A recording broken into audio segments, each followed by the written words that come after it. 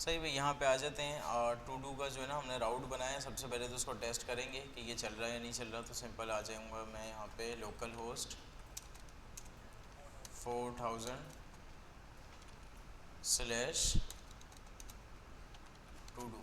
सही है, यहाँ पे टू डू का राउट हमारे पास बन चुका है। ठीक है, फिलहाल हमने राउट वाला काम यहाँ पे नहीं करना होता। राउट वाला काम हम कहाँ पे करते हैं? राउट वाला काम सिंपल हमने कहाँ करना होता है? राउट्स के फोल्डर के अंदर। तो सिंपल यहाँ पे मैं बना लूँगा एक अदर राउट्स का फोल्डर,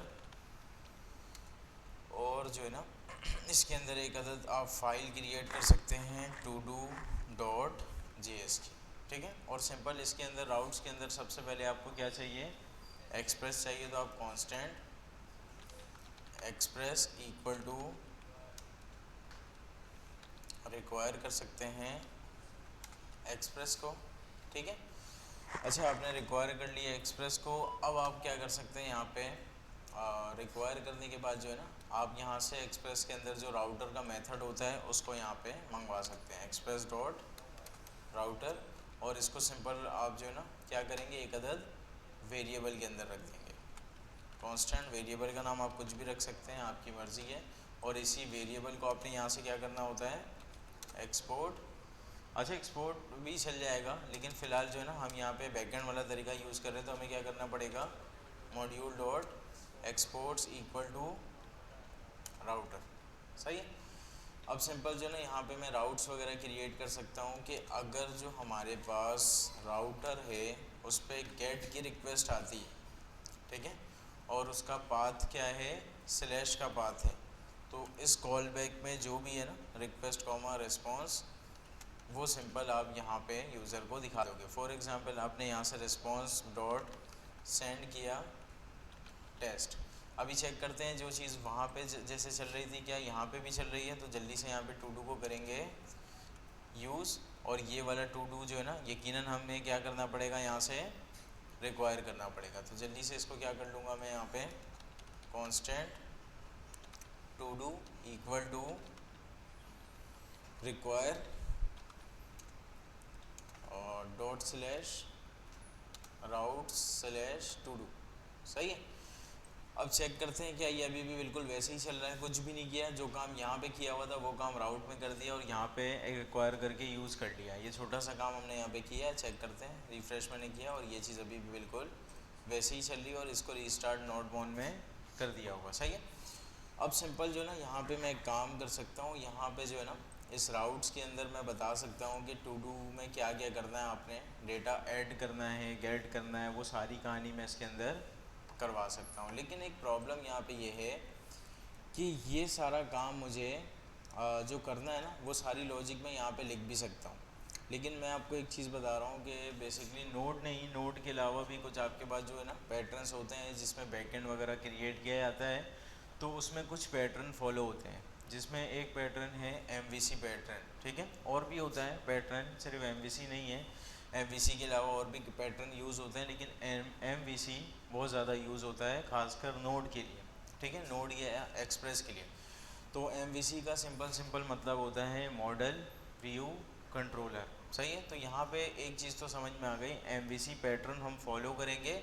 अच्छा ये चीज़ ज़रूरी नहीं है, अगर आप MVC पैटर्न ना भी फॉलो करो, आपने जो भी काम करवाना है, टू डू ऐड कराना है, आप यहाँ पे जो ना एरे बनाओ, उसमें डेटा पुश करते जाओ, डिलीट करना है वहाँ से स्लाइस करते जाओ। अगर सिंपल जो ना आपने गेट करना है, सिंपल एरे को आप रिटर्न कर दो।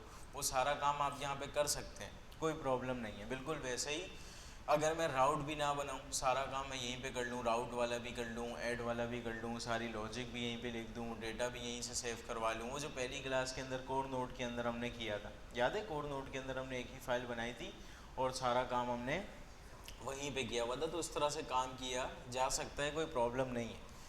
लेकिन जो है ना किसी भी बैकएंड के प्रोजेक्ट के लिए कोई ना कोई पैटर्न फॉलो करना होता है, और ख़ासकर एक्सप्रेस और नोड के लिए एक पैटर्न फॉलो होता है जिसका नाम है MVC पैटर्न। ठीक है, अच्छा क्या सिर्फ MVC पैटर्न ही यूज़ होता है नोड एक्सप्रेस के लिए? नहीं, और भी पैटर्न्स होते हैं। लोग जो ना डिफरेंट अप्रोच होती है कि क्या हमने फॉलो करना है, लेकिन MVC पैटर्न बहुत ज़्यादा फेमस पैटर्न है। MVC कुछ भी नहीं है, सिंपल M का मतलब है मॉडल, ठीक है, V का मतलब है व्यू, C का मतलब है कंट्रोलर्स। ठीक है, अब यहाँ पे मतलब ये है कि आपने जो काम करना था ना उसको 3 फोल्डर्स के अंदर आप कैटेगराइज करेंगे। कौन कौन से? मॉडल, व्यू और कंट्रोलर्स के अंदर। तो यहाँ पे जल्दी से बना लेते हैं 3 फोल्डर्स। रूट के ऊपर मैं बना रहा हूँ 3 फोल्डर्स।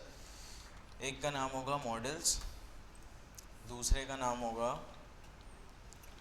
व्यूज़, तीसरे का नाम होगा हमारे पास कंट्रोलर्स। ठीक है। अब MVC पैटर्न हमने यूज़ करना था तो इस वजह से मैंने 3 फोल्डर्स बनाए, मॉडल, व्यू और कंट्रोलर। सबसे पहले बात करते हैं कि व्यू के अंदर क्या आना चाहिए। व्यू के अंदर वो सारा काम आएगा जो यूज़र को दिखाने वाला काम है। मतलब जो चीज़ भी टेम्पलेट आप बना रहे हो और ब्राउज़र पर रेंडर करना चाह रहे हो वो व्यू में आएगा। याद रहे व्यू का फोल्डर उस टाइम पे ही बनेगा जब आप सर्वर साइड रेंडरिंग के ऊपर काम कर रहे हैं। अगर आप क्लाइंट साइड रेंडरिंग के ऊपर काम कर रहे हैं तो वहाँ पे व्यू के फोल्डर का कोई काम नहीं होना चाहिए। ठीक है। क्यों? क्योंकि व्यू के अंदर तो वो सारे आपके टेम्पलेट्स पड़े हुए हैं। EGS हो सकता है, index.html हो सकता है, या जो भी आपके पास कोई यूज़र इंटरफेस वाला काम पड़ा हुआ है। ठीक है। तो ये जो व्यू वाला काम है ना, ये तभी एग्जिस्ट करेगा अगर आप सर्वर साइड रेंडरिंग के ऊपर काम कर रहे हैं, वरना हो सकता है व्यू का फोल्डर आपको ना भी मिले। सही है। अच्छा, व्यू के अंदर सीधी सीधी बात समझ में आ रही है, जो यूज़र को टेम्पलेट दिखाना था, जो यूज़र इंटरफेस से रिलेटेड पार्ट था, वो सारी चीज़ें आएंगी। अब बात करते हैं कंट्रोलर्स। कंट्रोलर्स आपको नाम से ही बता रहा है कि इसके अंदर सारे लॉजिक्स होने चाहिए। कौन से लॉजिक्स? कि सिंपल जो है ना, इस व्यू में दिखाना क्या है, ये लॉजिक बेसिकली कंट्रोलर में होना चाहिए। व्यू तो बेसिकली काम है ना यूज़र को वो जो भी हमने दिखाना है, टेम्पलेट यहाँ पे पड़ा हुआ है, क्या कब दिखाना है, किस यूज़र को दिखाना है, नहीं दिखाना है, ये सारे लॉजिक्स कहाँ पे होंगे?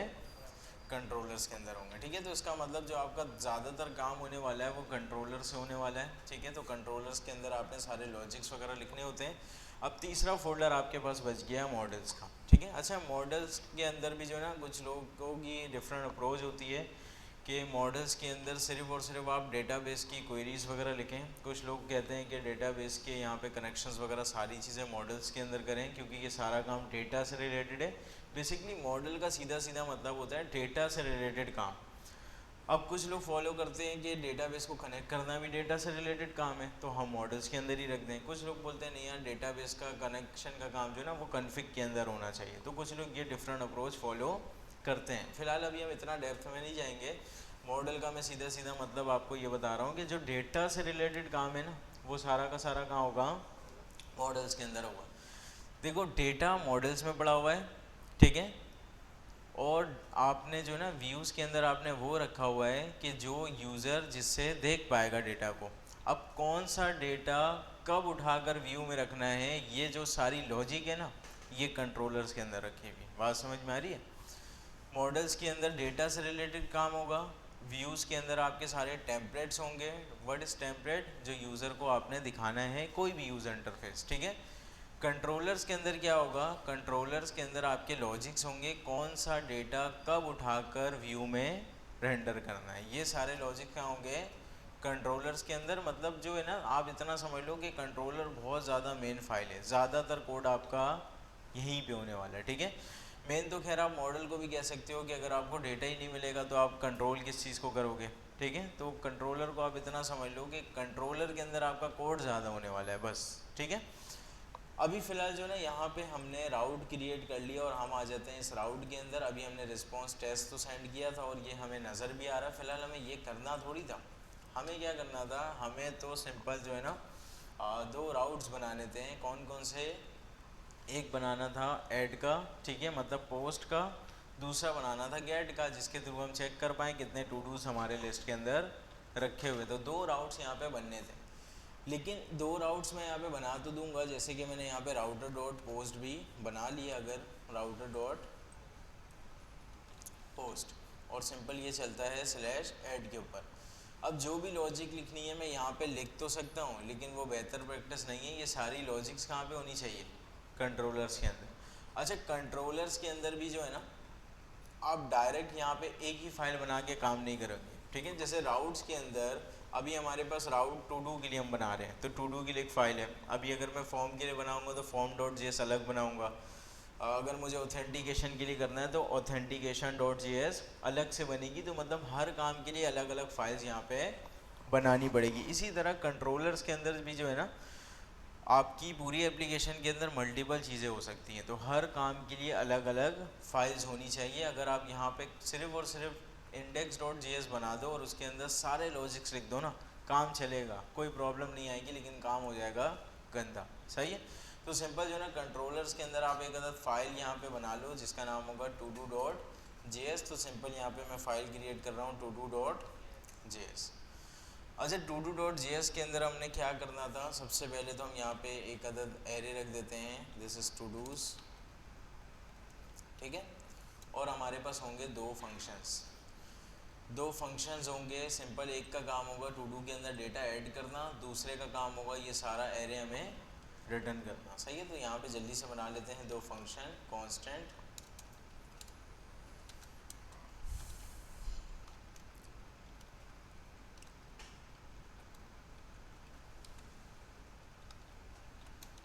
सही भाई, एक ऐड टू का फंक्शन बन गया, दूसरा हमारे पास फंक्शन बन जाएगा गेट टू डूज। ठीक है, गेट टू डूज मैं इसका नाम रख रहा हूँ क्योंकि ये जो ना पूरा का पूरा एरे मुझे क्या करेगा, रिटर्न करेगा। तो सिंपल ये वाला जो फंक्शन है वो हमें रिटर्न करता है कौन सा एरे, टू डूज का एरे। सही है। अच्छा, इसमें हमने क्या करना था, जब मैं ये वाला फंक्शन कॉल करूँ तो ये क्या करेगा, इस एरे के अंदर एक डेटा ऐड कर देगा। ये वाला काम कौन करवा सकता है, सिर्फ आपने हैंड रेस करना है, जवाब बताना नहीं।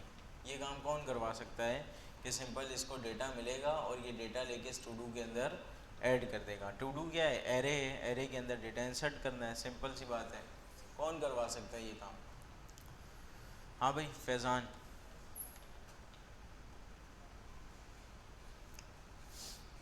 और सवाल समझ में आया? देखो ये एरे है, ठीक है, और ये एक फंक्शन है।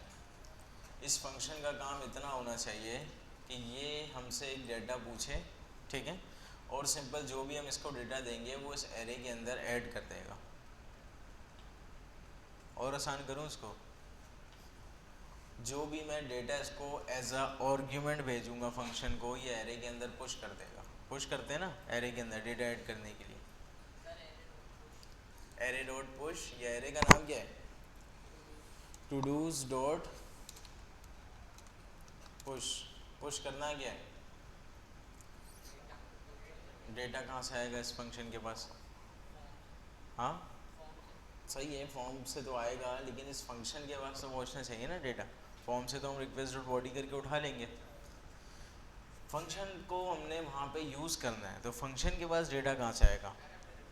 सही, वेरी गुड, पैरामीटर से आना चाहिए। जब फंक्शन आप कॉल करोगे तो एज अ आर्ग्यूमेंट आपको भेजना पड़ेगा डेटा। बैठ जाओ, यहाँ पे सिंपल जो है ना डेटा हम इसको भेजेंगे और सिंपल यही डेटा हम कर देते हैं, या हम टू डू का नाम इसको भेजेंगे और यही नाम ये क्या कर देगा, टू डू में पुश कर देगा। ठीक है, और ये दूसरा फंक्शन सिंपल हमें क्या करता है, टू डूज़ को रिटर्न करके देता है। सही है। जाओ, सिंपल जो है ना, ये दो हमने फंक्शंस यहाँ पे बना लिए थे। ये सारा काम मैं चाहता ना तो यहाँ पे भी कर सकता था, कोई प्रॉब्लम नहीं थी, लेकिन फ़िलहाल ये लॉजिक वाला काम हमने सेपरेट करना था, इस वजह से मैंने कंट्रोलर्स के अंदर रखा है। अब ये सेपरेट हो चुका है तो सिंपल मुझे यहाँ पे इन दोनों को यूज़ करना है और कुछ भी नहीं करना है इससे ज़्यादा। अभी अगर मैं यहाँ पे यूज़ करूँगा ना तो यहाँ पे आएगा एरर। फॉर एग्जांपल इस फंक्शन का क्या नाम है, ऐड टू डू, और सिंपल ये हमारे पास किस में, पोस्ट की रिक्वेस्ट में चलेगा ना। ऐड किस में होना चाहिए, पोस्ट में होना चाहिए, गेट में होना चाहिए, पोस्ट में। तो सिंपल मैं ऐड टू डू को यहाँ पे कॉल कर दूंगा। अभी यहाँ पे आएगा एरर। क्या एरर आना चाहिए, add todo is not defined, यही एरर आएगा, क्योंकि ऐड टू डू को तो इस फाइल के अंदर कोई जानता ही नहीं है। ऐड टू डू को इस फाइल के अंदर पहचाना जाता है ना, तो सिंपल इन दोनों फंक्शंस को यहाँ से क्या करना पड़ेगा, एक्सपोर्ट करना पड़ेगा। तो सिंपल यहाँ से करते हैं module dot exports equal to, और सिंपल मुझे क्या क्या यहाँ से भेजना है, टू डूज़ भेजना है, और क्या भेजना है मुझे, सॉरी टू डूज़ नहीं भेजते हैं, यहाँ से ऐड टू डू भेजना है और गेट टू डूज़ भेजता है। अच्छा, ये वाला जो काम है ना, आपके जहन में आ रहा होगा क्या हम यहीं पे एक्सपोर्ट नहीं लिख सकते थे? आप एक्सपोर्ट्स लिख दो, चल जाएगा, वो भी चल जाएगा। सही है, कोई मसले की बात नहीं। अभी सिंपल ये जो है ना, इसका कोड जो तरीका एक्सपोर्ट करने का वो मैंने फॉलो कराया। यहाँ पे भी एक्सपोर्ट्स अगर लिख दोगे ना तो चल जाएगा, यहाँ पे भी एक्सपोर्ट्स लिख दोगे तो ये चीज़ एक्सपोर्ट यहाँ से हो जाएगी और उसको बासानी आप इम्पोर्ट भी कर सकते हो। फिलहाल यहाँ पे ऐड टू डू को मैं क्या कर लूँगा, जल्दी से इंपोर्ट कर लूँगा, सही है। ऐड टू डू अभी हमारे पास कंट्रोलर से इंपोर्ट होके आ गया और सिंपल हम इसको यहाँ पे यूज़ कर सकते हैं। गेट में हमें क्या करना था, गेट में हमें गेट टू डूज को कॉल करना था, सही है। अब यहाँ पे ये वाला फंक्शन कॉल होगा और सिंपल ये फंक्शन हमें एरर रिटर्न कर देगा। और यहाँ पे क्या होगा, यहाँ पे ऐड टू डू का फंक्शन कॉल होगा, लेकिन याद रहे ऐड टू डू को हमें एक डेटा भी तो भेजना था। ऐड टू डू को हमने क्या भेजना था, एज अ आर्ग्यूमेंट डेटा भेजना था। ये डेटा इसको कहाँ से मिलेगा,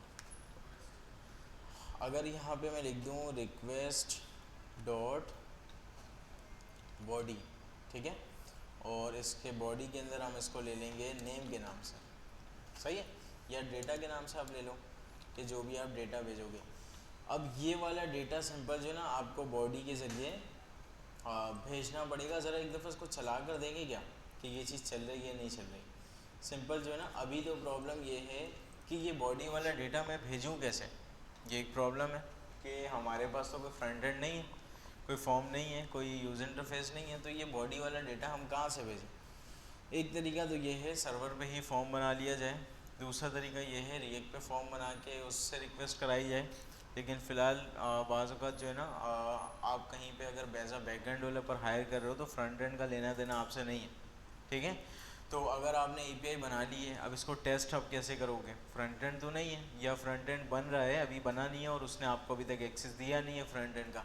तो API टेस्ट करने के लिए जो ना आप यहाँ पे एक्सटेंशन पे आ जाओ, बल्कि यहाँ पे थंडर क्लाइंट ऑलरेडी है, तो यहाँ पे थंडर क्लाइंट से आप क्या कर सकते हो, रिक्वेस्ट भेज सकते हो, ठीक है। अच्छा थंडर क्लाइंट भी यूज़ होता है लेकिन बहुत ज़्यादा नहीं यूज़ होता ना, थंडर क्लाइंट से भी ज़्यादा यूज़ होता है, उसका नाम है पोस्टमैन। एक ही चीज़ है दोनों, पोस्टमैन चलाओ थंडर क्लाइंट चलाओ एक ही बात है, लेकिन जो ज़्यादा यूज़ होता है मैं आपको वो यूज़ करवा रहा हूँ जिसका नाम है पोस्टमैन। तो पोस्टमैन से इस API को हम करेंगे टेस्ट और यहाँ पे मैं चेक करूँगा पोस्टमैन है या नहीं है। पोस्टमैन ऑलरेडी है। अगर आपने इसको डाउनलोड करना है आप गूगल पे सर्च करेंगे पोस्टमैन डाउनलोड और सिंपल जो है ना आप इस पहली वेबसाइट पे आ जाएं और आने के बाद विंडोज़ के लिए इसको करेंगे डाउनलोड, नेक्स्ट नेक्स्ट करके इंस्टॉल करेंगे, ये पोस्टमैन का सॉफ्टवेयर आपके पास आ जाएगा। ऐसे सॉफ्टवेयर नहीं भी अगर आएगा तो सिंपल जो है ना आप इसको यहाँ से भी साइन इन वगैरह करके हेड करवा सकते हो, लेकिन आप इसको डाउनलोड कर लेना क्योंकि इसका जो है ना काम अब आपको बहुत ज़्यादा पड़ने वाला है। तो अभी सिंपल मैं आ जाता हूँ पोस्टमैन पे, ठीक है। अच्छा पोस्टमैन पे जो है ना अभी हमारे पास कुछ इस तरह की स्क्रीन डायरेक्ट आ चुकी है। जब आप नया नया अकाउंट बनाओगे ना तो आपके पास सिंपल क्या आ रहा होगा, आपके पास सिंपल यहाँ पे आ रहा होगा कि इसको लॉगिन कर लो, ठीक है, या फिर जो है ना अकाउंट क्रिएट कर लो। नीचे आप देखना कंटिन्यू विदाउट एन अकाउंट लिखा हुआ होगा, ठीक है। तो वो सिंपल आप कंटिन्यू विदाउट एन अकाउंट इसको कर लोगे और उसके बाद लाइट वेट पोस्टमैन को आपने उसको ओके कर देना और ये चीज़ स्क्रीन आपके पास भी आ जाएगी, ठीक है। अभी फ़िलहाल यहाँ पे मैं ज़रा इसको हिट करूँ लोकल होस्ट कॉलन किस पोर्ट पे हमारा ये चल रहा है सर्वर 4000 के ऊपर, 4000 के ऊपर स्लैश की मैं रिक्वेस्ट कर रहा हूँ गेट वाली और इसको ज़रा मैंने सेंड किया। मैं चेक करूँगा ये चल रहा है या नहीं चल रहा। और यहाँ पे हमारे पास एरर तो आ चुका है, ठीक है। अभी चेक करते हैं कि क्या एरर आया है, क्यों एरर आया है। एक तो ये मसला है कि हमने स्लैश का कोई राउट बनाया नहीं है, ठीक है। एरर तो खैर आना चाहिए था, लेकिन मैं बेसिकली एरर का यहाँ पे जो ना कंसोल देखूँगा।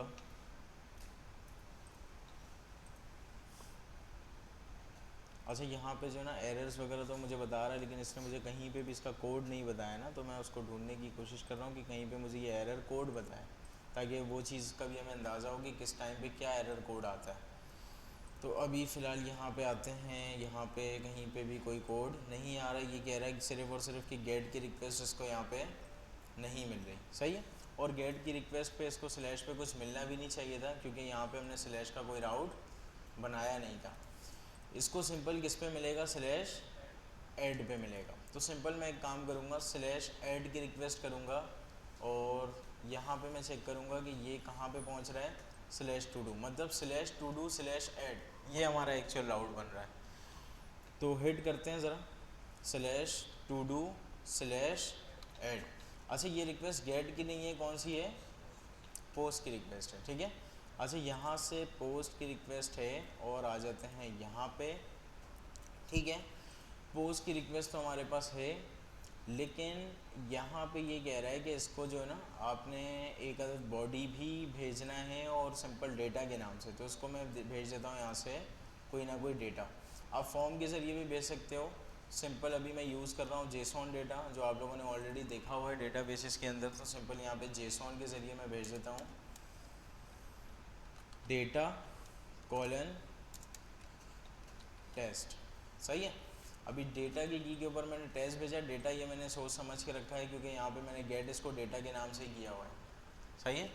अभी ज़रा चेक करते हैं, अभी तो फ़िलहाल नहीं मिलेगा, हमने यहाँ पे जो है ना कॉन्फ़िगरेशन इसकी नहीं की हुई है। क्या कॉन्फ़िगरेशन नहीं की है अभी मैं आपसे पूछूंगा। फ़िलहाल अभी ये डेटा वहाँ पे नहीं मिलेगा। अभी ज़रा इसको सेंड करते हैं। यहाँ पे जो है ना हमारे पास दोबारा से एरर आ रहा है, और यहाँ पे आते हैं दोबारा, इसको ज़रा जो है ना रिस्पॉन्स कुछ करते हैं, यहाँ से भेजते हैं रिस्पॉन्स।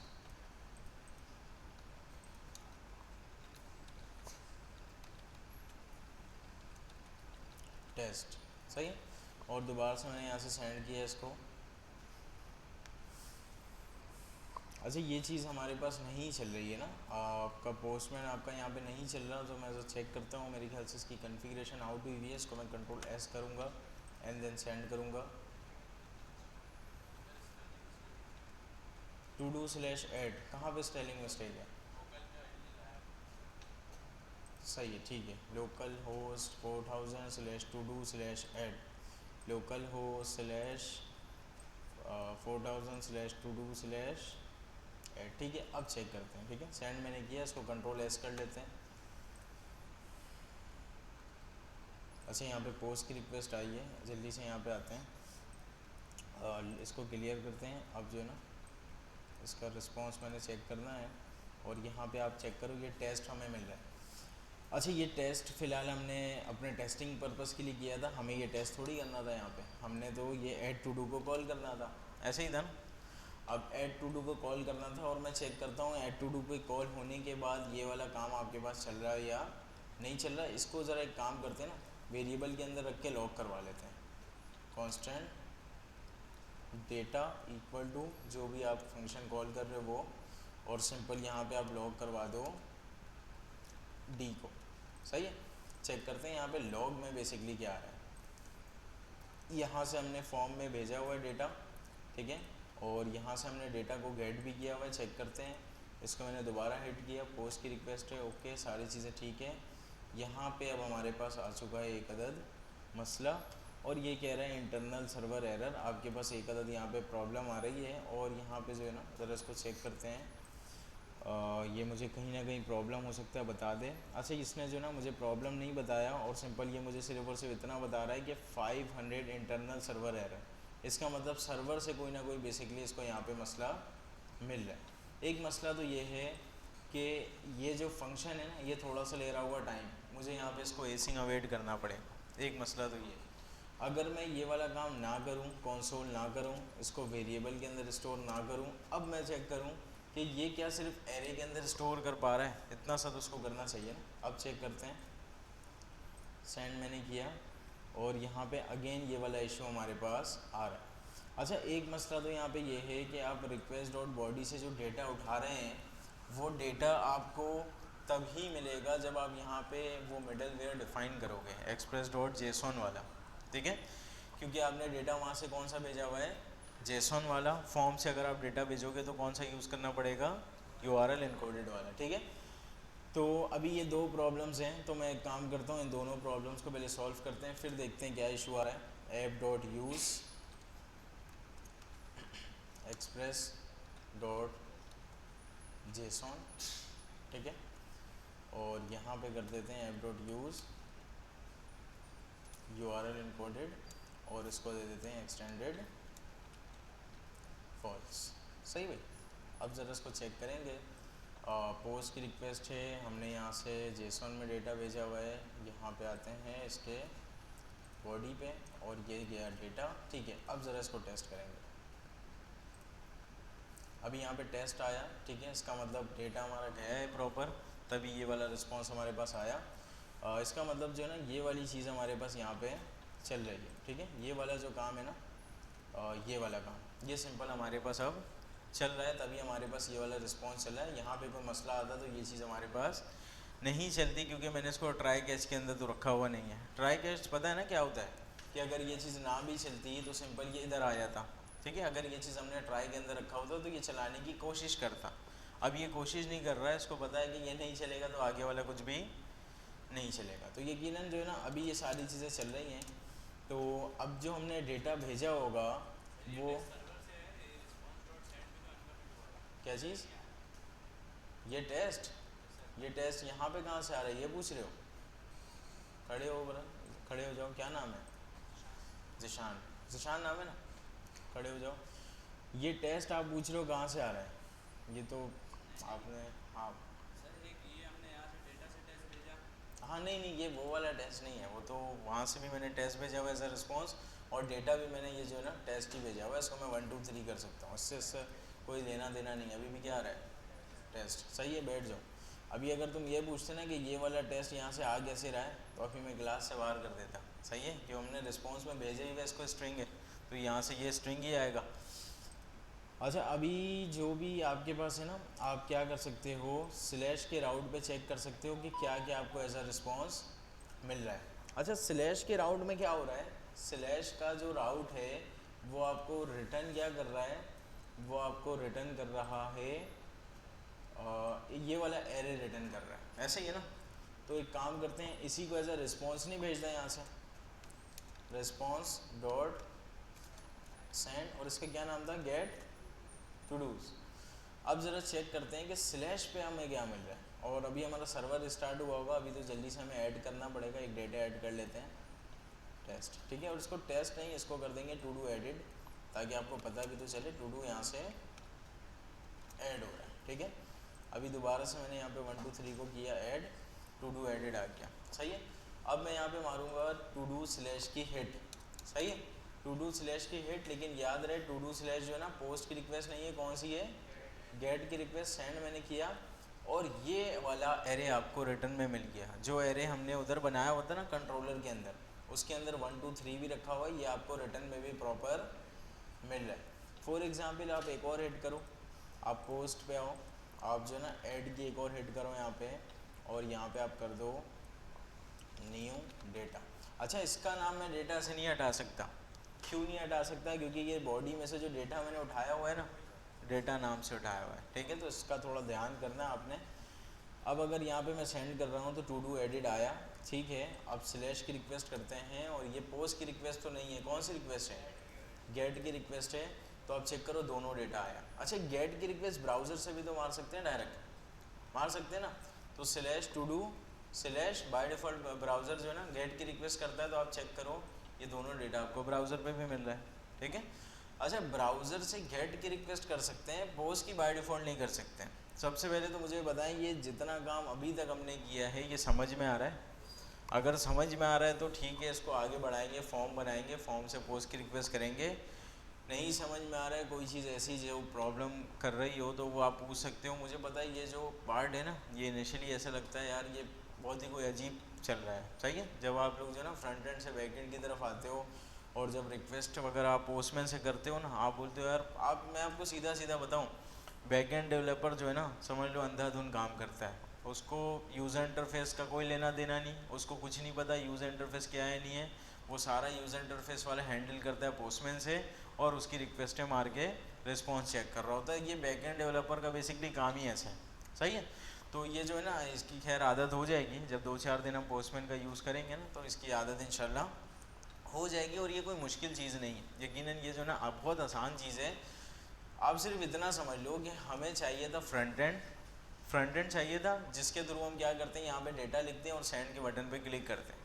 वो सारा काम हमें कौन हैंडल करके दे रहा है, पोस्टमैन हैंडल करके दे रहा है। ये कह रहा है यहाँ से गेट की रिक्वेस्ट करो, पोस्ट करो, पुट करो, पैच करो, डिलीट करो, सारे रिक्वेस्ट आप यहाँ से कर सकते हो बआसानी, ठीक है। तो सिंपल ये सारी चीज़ें ये आपको यहाँ पे अलाउ कर रहे हैं। अगर ये नहीं होता पोस्टमैन, तो मजबूरन हमें फ्रंट एंड बनाना पड़ता। फिर फ्रंट एंड से हम पोस्ट की रिक्वेस्ट मारते हैं कि फॉर्म क्या करेगा, जब डेटा लेकर जाएगा तो मेथड पोस्ट का होगा, स्लैश किस पे लेके जाएगा, वो slash to do slash add के ऊपर लेके जाएगा, बिल्कुल वही कहानी। अभी सिंपल जो है ना, अभी मैं करके आपको दिखा भी दूँगा, ठीक है। तो वो सारा काम बेसिकली हमने करना होता है। अच्छा यहाँ पे मुझे जो ना कुछ इसके स्टेटस कोड्स वगैरह भी मिल रहे हैं और थोड़ा बहुत आपने शायद देखा भी होगा स्टेटस कोड, ना भी देखा है तो मैं आपको बता दूँ कि 3-4 जो है ना बहुत इंपॉर्टेंट स्टेटस कोड होते हैं। जैसे कि 404 का मतलब होता है नॉट फाउंड, जो रिक्वेस्ट आपने मारी है ना वो बेसिकली नहीं मिल रहा। सही है, सिंपल जो है ना आपका वो सर्वर नहीं है या वो वाली एपीआई नहीं बनी हुई XYZ, वो चीज़ उसको नहीं मिली, नॉट फाउंड। 500 का मतलब वो चीज़ इसको मिली है लेकिन सर्वर से कोई मसला आया, इंटरनल सर्वर एरर जिसको कहते हैं। 200 या 202 हो गया वो ओके होता है। ओके मतलब काम आपका जो आपने रिक्वेस्ट करी थी उसका रिस्पॉन्स आपको मिल गया। अभी आप चेक करो 200 आपके पास ओके का रिस्पॉन्स यहाँ पे आया, तभी ये चीज़ आपको यहाँ पे मिली है। तो ये बेसिकली 3-6 स्टेटस कोड होते हैं। अच्छा और भी होते हैं स्टेटस कोड, फिलहाल अभी मैंने आपको 2-3 बताए जो कि अभी के लिए इम्पोर्टेंट है। सही है। अच्छा अब जो है ना यहाँ पे आते हैं ज़रा, यहाँ पे अच्छा मैं आपको एक बात बताऊँ, अभी तक व्यूज़ के अंदर हमने कोई काम नहीं किया ना, व्यूज़ के अंदर हमने कोई काम नहीं किया, ये हमने बना लिया आप समझ लो रेस्ट एपीआई। रेस्ट एपीआई का मतलब समझते हो कि रेस्ट एपीआई बनी हुई है, रिएक्ट की एप्लीकेशन है, सिंपल रिएक्ट की एप्लीकेशन चल रही है आपके पास फ्रंट एंड की। आप रेस्ट एपीआई में हिट करो, ये आपको डेटा देगा। अभी /to_do/ करने पे डेटा मिलता है ना आपको एरे के अंदर। अगर आपका रिएक्ट का फ्रंट एंड बना हुआ है, कहीं पे आपने दिखाना है कि ये सारे हमारे लिस्ट आइटम्स हैं, तो आप क्या करोगे रिएक्ट की एप्लीकेशन से /to_do/ में हिट मारोगे। ठीक है, हिट आपने किया तो सिंपल ये सारा डेटा आपको मिल जाएगा रिएक्ट की एप्लीकेशन में, रिएक्ट में रेंडर करके आप दिखा दोगे। तो this is one stack application, client side, totally client side. बात समझ में आ रही है? आप चेक करो व्यूज़ में कुछ भी नहीं रखा हुआ, this is totally client side. अच्छा यहाँ पे ये सारी चीज़ें मैं पोस्टमैन से चेक कर रहा हूँ तो इसका सर्वर साइड से कोई लेना देना नहीं है। आप समझ लो रिएक्ट पे फॉर्म नहीं बना हुआ, अभी हम उसको तो बनाएंगे नहीं, तो सिंपल हम यहाँ पे पोस्टमैन या थंडर क्लाइंट भी आप चला सकते हो। कुछ लोग ज़्यादा प्रेफर करते हैं थंडर क्लाइंट को, क्योंकि जो है ना अच्छा बल्कि जो है ना पोस्टमैन से आपको ज़्यादा फ़ायदा मिलेगा। पता है क्यों?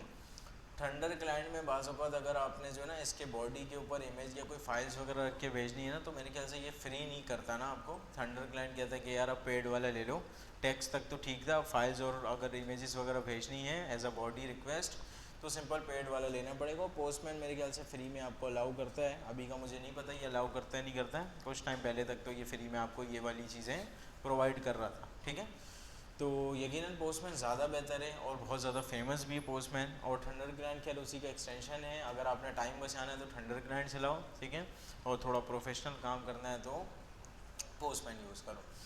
तो दोनों एक ही चीज़ है। देखो यहाँ पे भी आप रिक्वेस्ट पे आओगे ना, यहाँ पे आपने वो अपना रिक्वेस्ट लिखना है, पोस्ट की रिक्वेस्ट मार दी है आपने, जो भी यहाँ पे रखना था ना बॉडी पे, तो सिंपल बॉडी पे आके आप यहाँ पे रख सकते हो जो हम वहाँ पे रख रहे थे, बिल्कुल वही चीज़ है। और सिंपल आप सेंड करोगे, रिस्पॉन्स वगैरह यहाँ पे आपको मिल जाएगा, बिल्कुल सेम एज इट इज़ वही चीज़ है ना। तो अभी यकीनन ये यहाँ तक जो है ना चीज़ें आपको समझ में आई होंगी। अब ज़रा इसको कन्वर्ट करते हैं सर्वर साइड के ऊपर। ठीक है, अभी सर्वर साइड के ऊपर कन्वर्ट करते हैं, लेकिन सर्वर साइड पे आने से पहले मैं दोबारा से ये चीज़ एक्सप्लेन कर रहा हूँ। फॉर एग्ज़ाम्पल आपके आ जाते हैं फेक एपीआई पे। ठीक है, मैं आपको 1-2 एग्जांपल देता हूँ ताकि आपको समझ में आए।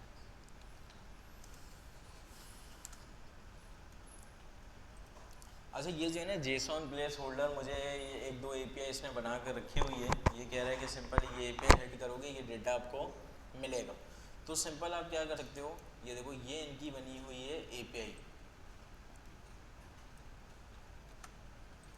सही है, ये इनकी क्या बनी हुई है, रेस्ट एपीआई बनी हुई है। और ये गेट की रिक्वेस्ट के ऊपर चलता है। गेट की रिक्वेस्ट है डायरेक्ट ब्राउज़र पे मैं हिट कर सकता हूँ ना।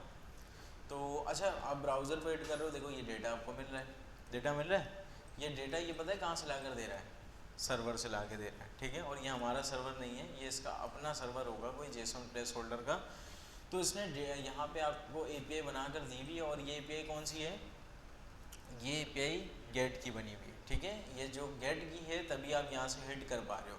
अगर आपने इसी को कॉपी किया, ठीक है, पोस्टमैन पे आप आओ और यहाँ पे आगे जो है ना आप गेट की रिक्वेस्ट करो, गेट की रिक्वेस्ट सेंड करो, आप चेक करो ये डेटा आपको यहाँ पे मिल रहा है। ठीक है, जिस तरह से आपके सर्वर के साथ यहाँ पे कहानी चल रही थी बिल्कुल वैसे ही। इसी में आपको पोस्ट की रिक्वेस्ट अगर आप करोगे ना तो यहाँ पे आपको हो सकता है कोई ना कोई एम्प्टी ऑब्जेक्ट मिल रहा है। और ये क्या कह रहा है 404 नॉट फाउंड, ये कह रहा है इसमें कोई पोस्ट की रिक्वेस्ट नहीं बनी। इसमें इन्होंने एग्जांपल दी भी होगी पोस्ट की रिक्वेस्ट की भी, तो आप यहाँ पे चेकआउट इसको कर सकते हो। मैं यहाँ पे इसको थोड़ा सा जूम आउट कर लेता हूँ। गेट यहाँ पे आ गया और ये आ गया पोस्ट।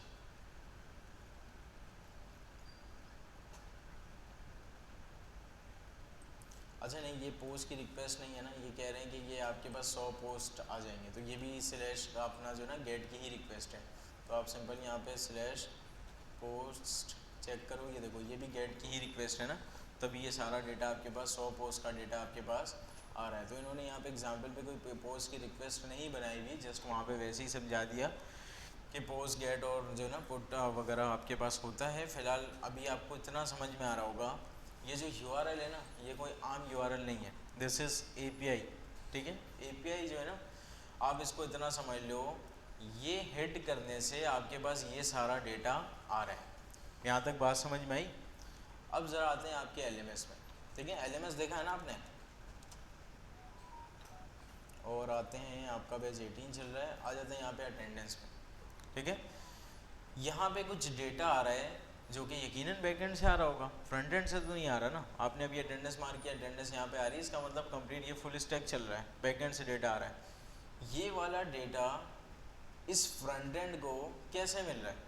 फ्रंट एंड हो सकता है रिएक्ट पे बना हो, ठीक है, और मेरे ख्याल से ये रिएक्ट पे ही बना हुआ है। तो रिएक्ट एक क्लाइंट साइड है, रिएक्ट ने क्या किया होगा, रिएक्ट ने इस पेज के ऊपर हिट मारी होगी, सही है, एक इस तरह का URL खास बना हुआ होगा जो आपको डेटा ला कर देता होगा। बात समझ में आ रही है? तो सिंपल रिएक्ट ने इस खास URL पे हिट मारी, ये डेटा इनके पास आ गया। अब डेटा आ गया तो UI पे रेंडर करके ये दिखा सकते हैं। मैं इसको थोड़ा मज़ीद एक्सप्लेन करता हूँ। मैं चला जाऊँगा नेटवर्क पे, आप आ जाओ यहाँ पे नेटवर्क पे। मैंने यहाँ पे हिट मारी, इसकी रिक्वेस्ट मैं करूँगा, इसने हिट करी,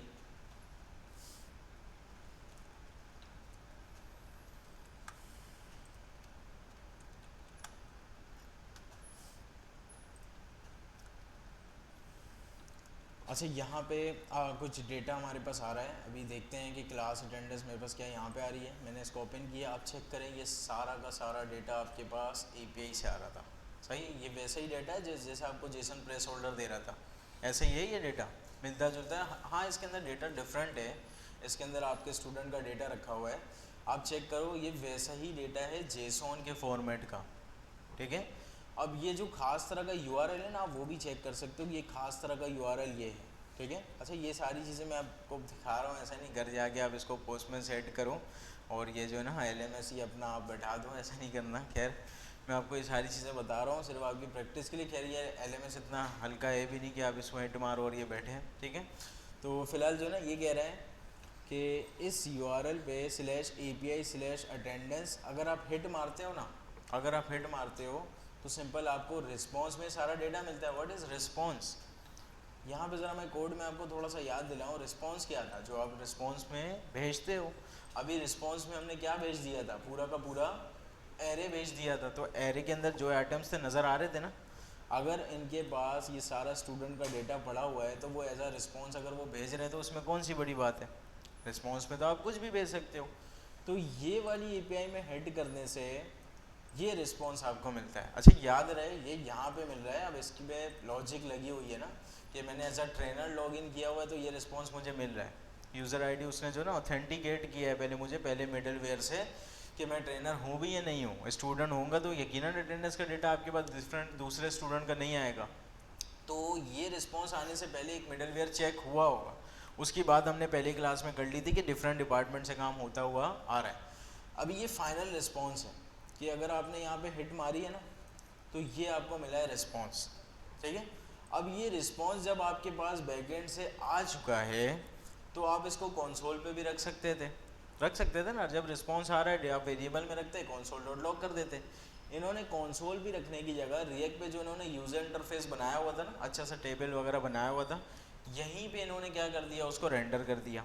रिएक्ट के अंदर स्टेट बना होगा, स्टेट याद है ना क्या होता है रिएक्ट के अंदर, कि यूज़र इंटरफेस पे कुछ चेंज करना है तो स्टेट बनाना पड़ता है। रिएक्ट में एक स्टेट बना हुआ होगा, वो डेटा उस स्टेट में स्टोर हो गया और सिंपल स्टेट वाले वेरिएबल से यहाँ पे इन्होंने डेटा को रेंडर कर दिया। फॉर एग्जांपल डेटा के नाम से लिया है तो data dot roll number, data dot name, data dot status, इस तरह से ये सारी चीज़ें यहाँ पे रेंडर हो रही हैं। जहाँ पे एक से ज़्यादा है तो इन्होंने मैप चलाया होगा और काम इनका बन गया होगा, ठीक है। अच्छा, अभी मैं सिर्फ आपको ये थ्योरेटिकल इसलिए समझा रहा हूँ कि असल में कॉन्सेप्ट तो समझ में है, ये गेम चल क्या रहा है। अभी मैं चाहूँ ना वो सारा कोड करूँगा, फॉर्म वॉर्म बना दूंगा, डेटा वेटा फैच हो जाएगा, सब कुछ चलेगा, काम आपको करना भी आ जाएगा, लेकिन अगर ये कॉन्सेप्ट आपके नहीं समझ में आएगा ना, इंटरव्यू में फेल हो जाओगे, फ़ायदा कुछ नहीं, ठीक है। तो ये जो रियल एप्लीकेशन मैं आपको दिखा रहा हूँ, जो लाइव एप्लीकेशन आप यूज़ करते हो, जो एप्लीकेशन चल रही है, आप किसी भी एप्लीकेशन में जाओ, किसी का भी रिक्वेस्ट चेक करना है कि रिस्पॉन्स क्या आ रहा है, बैकएंड से क्या डेटा आ रहा है, नेटवर्क पे जाओ, नेटवर्क में दोबारा से इसको रिफ्रेश मारो और चेक कर लो यहाँ से कौन कौन सा डेटा आपके पास आ रहा है। देखो यहाँ पे स्लॉट्स का आ रहा है, ठीक है, यहाँ पे कौन कौन से स्लॉट्स हैं, अटेंडेंस आ रहा है, ये सारा डेटा बेसिकली हिट करने पे मुझे मिल रहा है, ठीक है। अच्छा, फॉर एग्जांपल मैं ज़रा किसी दूसरे पेज पे आता हूँ, ठीक है, किसी असाइनमेंट वाले पेज पे आते हैं ना, यहाँ पे मैंने इंस्पेक्ट किया, ठीक है, नेटवर्क पे आते हैं। अब ये मारूंगा मैं यहाँ पे दोबारा से रिफ्रेश, मतलब हिट दोबारा से मैं मारूंगा, हिट मैंने करी, अब यहाँ पे मिला कुछ डेटा, ठीक है। अब डेटा में क्या क्या मिल रहा है ज़रा मैं चेक करता हूँ यहाँ पे, और ये तो प्रोफाइल का डेटा, ये स्लॉट्स का डेटा, इसमें चेक करते हैं। ये देखो, ये स्टूडेंट्स के असाइनमेंट का पूरा रिकॉर्ड है। इसका मतलब ये सारे जो आपके रिकॉर्ड्स आ रहे होते हैं ना, ये सब कुछ कहाँ से आ रहा है, बैकएंड से आ रहा है, ठीक है।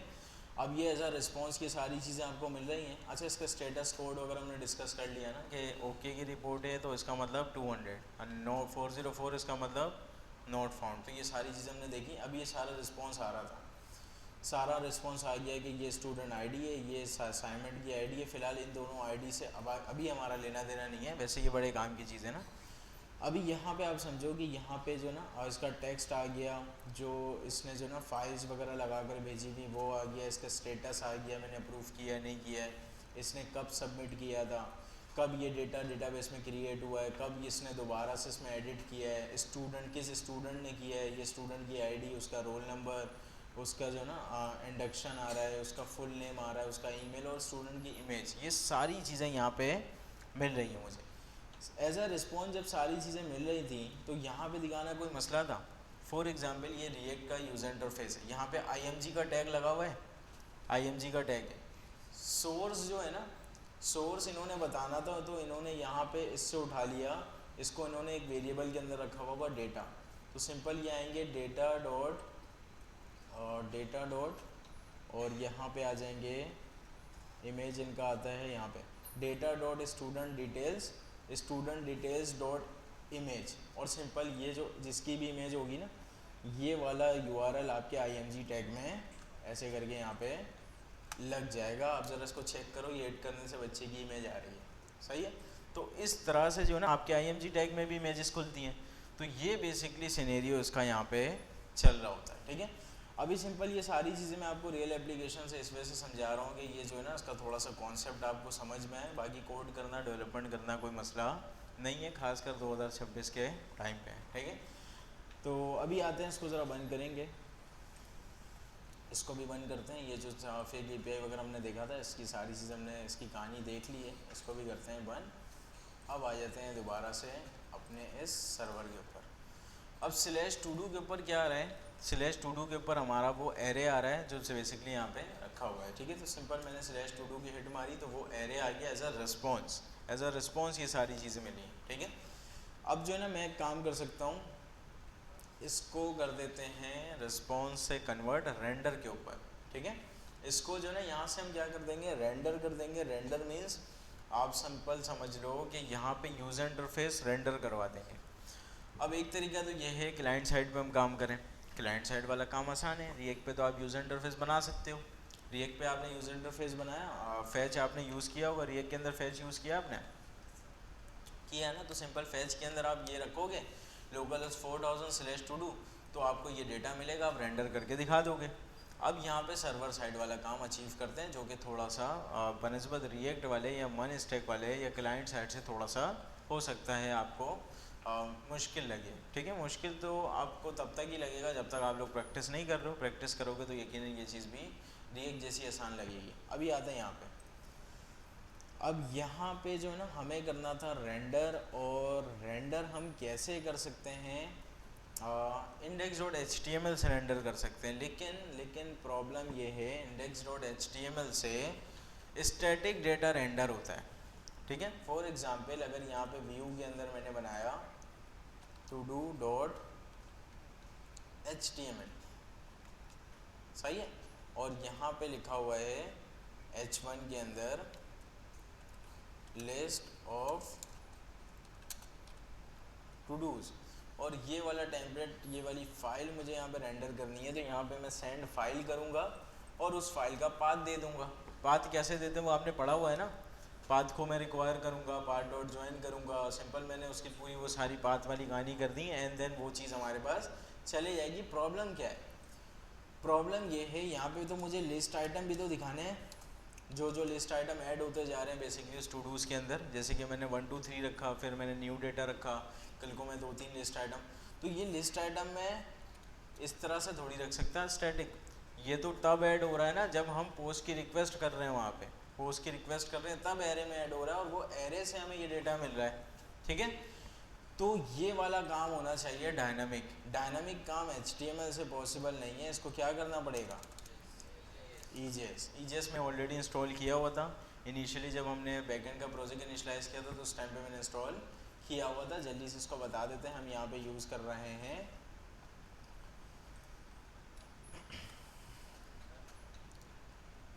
पानी पीना चाहिए, जाओ जल्दी से जाओ, और यहाँ पे आते हैं रेस्ट API वाला।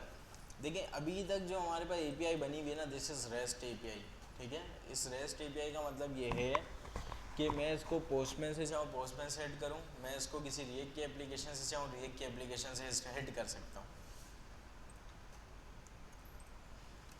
फेक API पे हमने यहाँ पे देखा था fake API JSON place holder, ये जो आपको ये खास तरह का URL मिल रहा है ना, this is also a example of rest API, सही है। ये जो है ना आपके पास रेस्ट API की एग्जाम्पल है।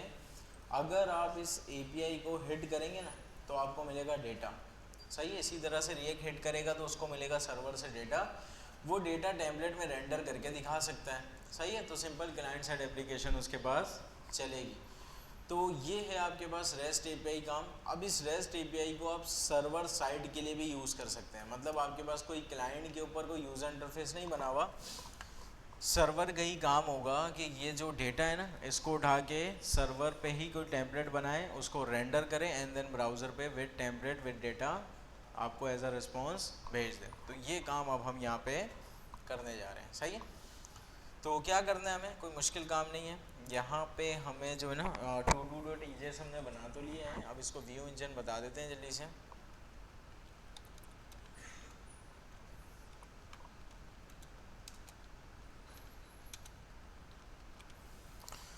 हमारा जो व्यू इंजन है वो कौन सा है, EJS का है, ठीक है। और जो है ना हमारे पास व्यूज़ के जो फोल्डर्स हैं वो कहाँ पे हैं, व्यूज़ के अंदर ही है ना, तो इसका नाम भी व्यूज़ आएगा, ठीक है। अब EJS को ये दोनों चीज़ें हमने बता दी। यहाँ पे जो है ना ये EJS वाली चीज़ हमारे पास चलनी चाहिए। अब सिंपल यहाँ पे मैं क्या कर सकता हूँ, यहाँ पे मैं ये वाली फ़ाइल जो है ना यहाँ पे रेंडर कर सकता हूँ, ठीक है। इस सेंड की जगह मैं यहाँ से क्या रेंडर कर सकता हूँ, यहाँ से रिस्पॉन्स डॉट रेंडर। अच्छा इसका पाथ हमने ऑलरेडी दिया हुआ है ना, कहाँ तक का पाथ हमने दिया हुआ है, हमने दिया हुआ है व्यूज़ तक का ना। तो व्यूज़ के अंदर direct todo dot EJS मिल रहा है, तो सिंपल आप यहाँ पे डायरेक्ट लिख दो टू डू, सही है। और चेक करते हैं कि सबसे पहले कि वो ये वाली इंडेक्स डॉट जो है ना आपके पास टू डू डॉट EJS वाली फ़ाइल मिल रही है या नहीं मिल रही। इस रिस्पॉन्स को मैं यहाँ से हटाऊँगा, चेक करते हैं ज़रा, ठीक है। ये वाला रेंडर हमारे पास टेम्पलेट हो, फिलहाल हमें ये रेंडर करना है विद डायनामिक डेटा, सही है। अभी तो न्यू डेटा हमने वैसे ही लिखा हुआ है ना EJS के अंदर, इसको डायनामिक डेटा के साथ रेंडर करना है। अब डायनामिक डेटा के साथ इसको रेंडर करना है तो मैंने आपको बताया था जैसे रिएक्ट में होता है ना, इसको रेंडर करते हुए बता दो क्या डेटा इसको भेजना है, तो वो काम आप करवा सकते हो। मैंने यहीं पे इसको बता दिया यहाँ पे जाएगा टू डूज, टू डूज की के ऊपर क्या जाना चाहिए, get todo. What is get todos? हाँ भाई आप खड़े हो ज़रा, आप यस, आप आपने जो पीछे देखा ना, अभी खड़े हो। गेट टू डूज क्या है?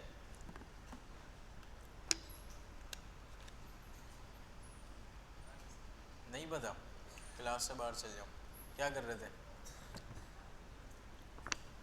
पानी पीने गए हुए थे? सही है, क्लास के बाहर जाओ।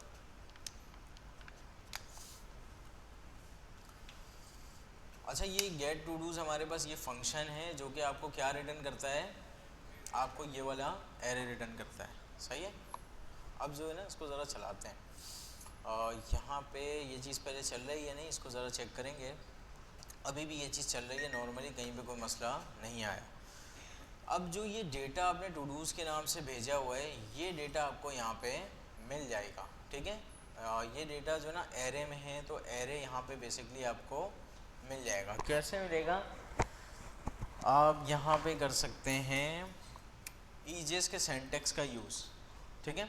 तो यहाँ पे जो है ना, ये वाला जो काम है, ये वाला लिस्ट आइटम है, ये होना चाहिए आपका डायनामिक। डायनामिक होना चाहिए, तो इसका मतलब यहाँ पे आपको चाहिए टू डूज़। टू डूज़ आपने यहाँ से भेजा हुआ है, कहाँ से? इस राउट से। इस राउट से आपने ये वाला टू डूज़ की के ऊपर डेटा भेजा हुआ है। तो ज़रा यहाँ पे आते हैं दोबारा से ईजीएस में। यहाँ पे इसका यूज़ करते हैं मल्टी लाइन सिंटैक्स। ठीक है। मल्टी लाइन सिंटैक्स के अंदर मैं फॉर का लूप चलाऊँगा, क्योंकि वो एरे है, तो एरे के जितने आइटम्स होंगे ना उतने मुझे लिस्ट आइटम चाहिए। तो फॉर का लूप चलाऊँगा तो उसका मैं यूज़ करूँगा मल्टी लाइन सिंटैक्स। ठीक है। इसी को मैं कॉपी पेस्ट कर रहा हूँ। मल्टी लाइन सिंटैक्स क्या कहता है कि सिंपल, अब यहाँ पे आप क्या कर सकते हो, जावास्क्रिप्ट लिख सकते हो, मतलब डायनामिक काम करा सकते हो। तो मैंने यहाँ पे फॉर का लूप बनाया। ठीक है। Let i equal to 0, i जब तक छोटा है टू डूज डॉट लेंथ तक।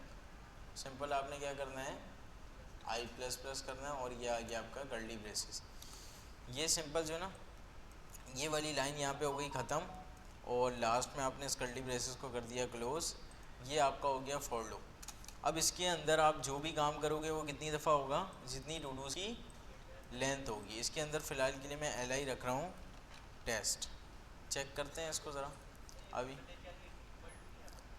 हाँ, वो सिंगल लाइन सिंटैक्स था ना, ये इसका मल्टी लाइन सिंटैक्स है। मल्टी लाइन में जस्ट आप इक्वल टू यहाँ से हटा देते हैं ना।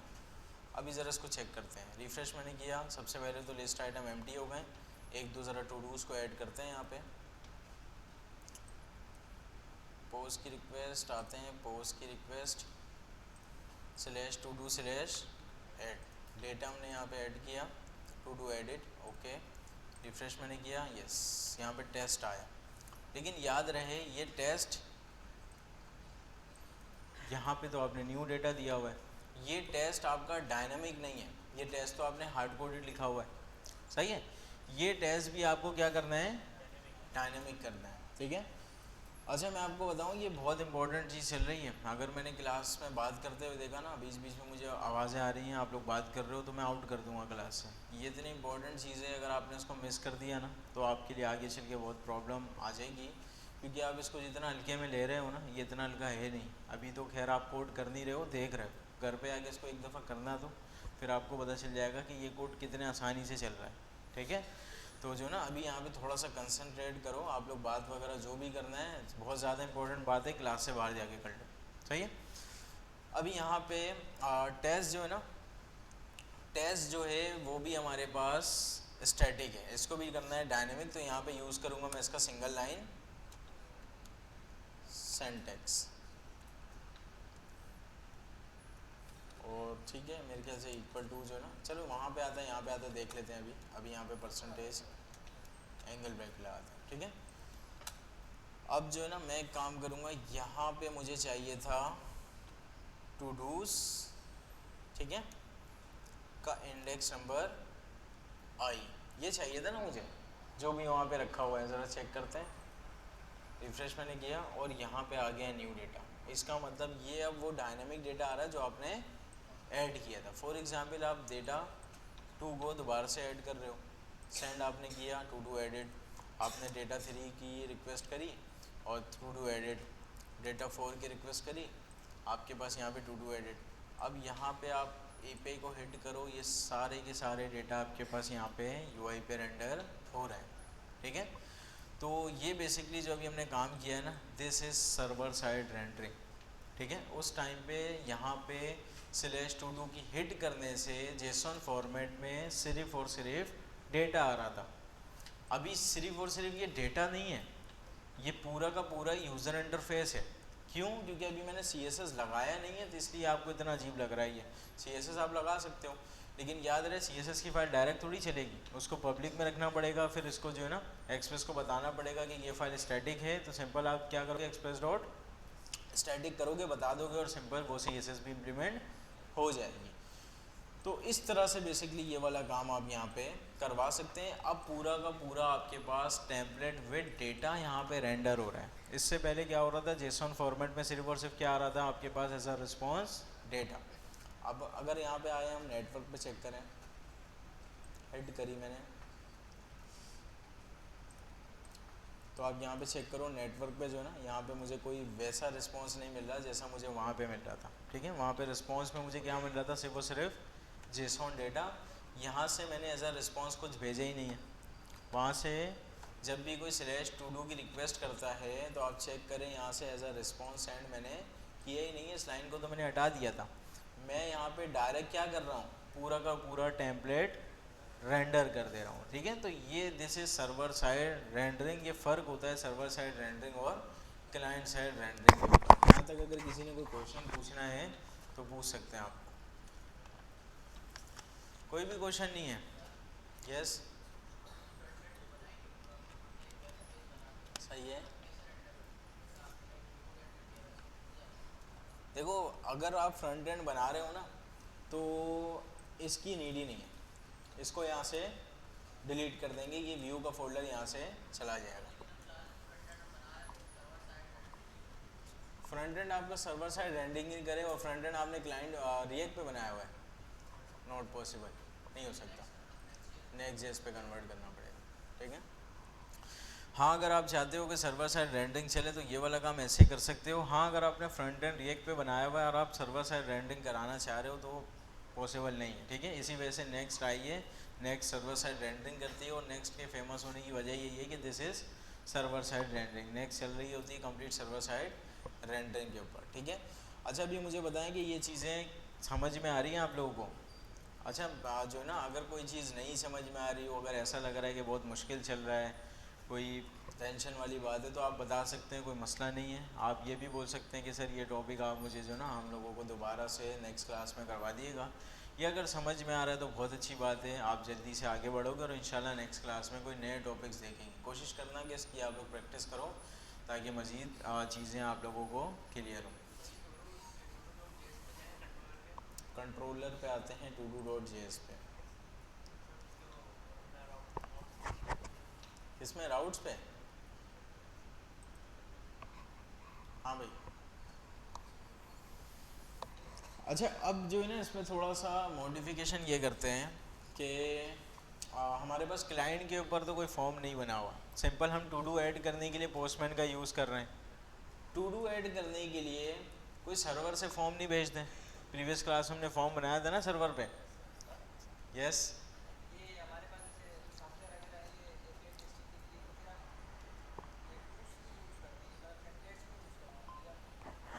देखो, ये जो है ना, ये सिर्फ और सिर्फ टेस्टिंग करके देगा, सही है।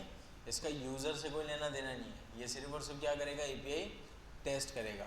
यहाँ पे जो ये मैंने पूरा टेम्पलेट बना के रेंडर किया हुआ है ना, this is not only a testing, this is complete production. बात समझ में आ रही है? पूरा पूरा आप यहाँ पे पेज बनाओ और पूरा यहाँ पे सर्वर साइड रेंडरिंग कराओ। आपके ये पूरे लिस्ट वगैरह जो भी आपने दिखाना है, जैसे कि आप स्टूडेंट के एग्जाम्पल ले लो, आपके एलएमएस में आता है ना लिस्ट ऑफ स्टूडेंट्स, तो यहाँ पे सारे स्टूडेंट के लिस्ट आ जाएंगे। तो ये कंप्लीट प्रोडक्शन साइड पे इसको चलाया जा सकता है। नहीं, अगर रिएक्ट नहीं चलाना है, डायरेक्ट सर्वर साइड पे काम करना है, विदाउट रिएक्ट आपका काम चलेगा क्या?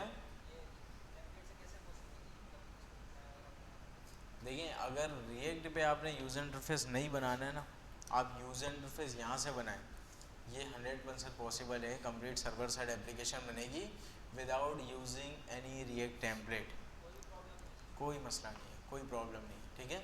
आप रिएक्ट ना यूज़ करें, HTML CSS आप जो है ना क्लाइंट साइड पर ना यूज़ करें, सारी चीज़ें आप यहाँ व्यूज़ के अंदर बनाएं, यहीं से रेंडर करते रहें, कोई मसला नहीं, पूरी की पूरी एप्लीकेशन ये बन जाएगी। This is server side application. मैं आपको यही तो कब से समझा रहा हूँ, ये कंप्लीट एप्लीकेशन है server side, not only a response. Response सिर्फ डेटा आपको ला कर देता है और यहाँ से आप सारी चीज़ें टेम्पलेट वगैरह सब कुछ रेंडर कर लें। और समझ में आई? यस।